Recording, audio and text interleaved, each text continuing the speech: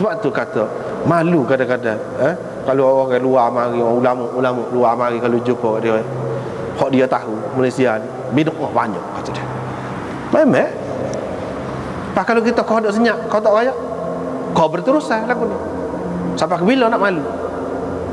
Sampai ke bila nak malu?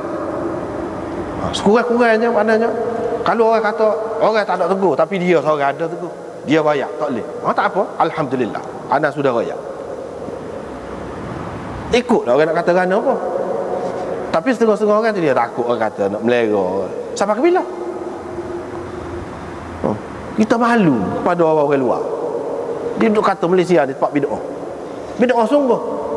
Boleh tahan bila? Muhammad Hasan ni misalnya ni sepunya dengan gotu-goninya, yang mana orang tak buat lah. Kita yang duk buat. Apa ni imsaknya sikit lagi ada lah pula. Sedangkan dalam Quran dijelaskan wa kulu washrabu hatta yatabayyana lakumul khaytul abyadu minal khaytil aswadi minal fajr.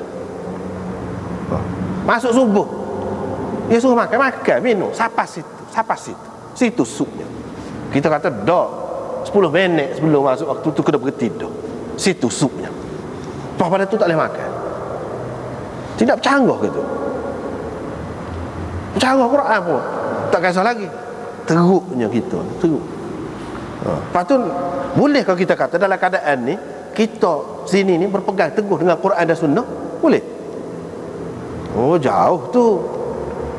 Tak ada berpegang teguh dengan Quran dan Sunnah kalau lagu tu. Imam Bukhari ni kata kalau kita nak bagi pendapat tak ada sandaran Quran dan Sunnah, tak boleh. Kita kena ragui pendapat kita. Boleh jadi kita tak betul. Ni sudah ada dah Quran dan Sunnah, kita tak kata kita tak betul lagi. Terang dah canggah dengan Quran dan Sunnah, kita tak kata kita betul, tak betul lagi. Duk kata betul semacam. Jadi maknanya secara tidak langsung Quran tu tak betul, hadis tu tak betul. Lagu mana lagu tu ahli sunnah? Ini benda.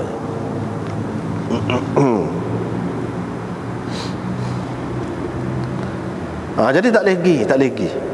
Jadi hak ni zammir ra'yi, celaan fikiran ni, fikiran lagu tu lah.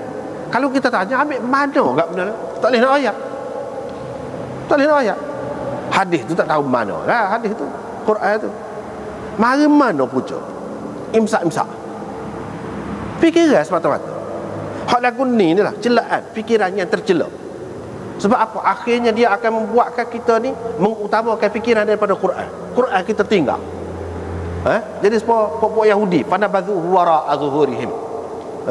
Tinggal tahu alik belakang. Hakikatnya walaupun kita tak kata gitu, hakikatnya. Dah kalau kita betul-betul mengutamakan Quran dan Sunnah, apa tak pakai hak tu? Bukan tak dengar, kalau orang rakyat dengar juga, tapi dia tak sering mengalah.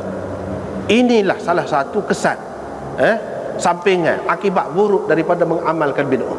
Ini satu.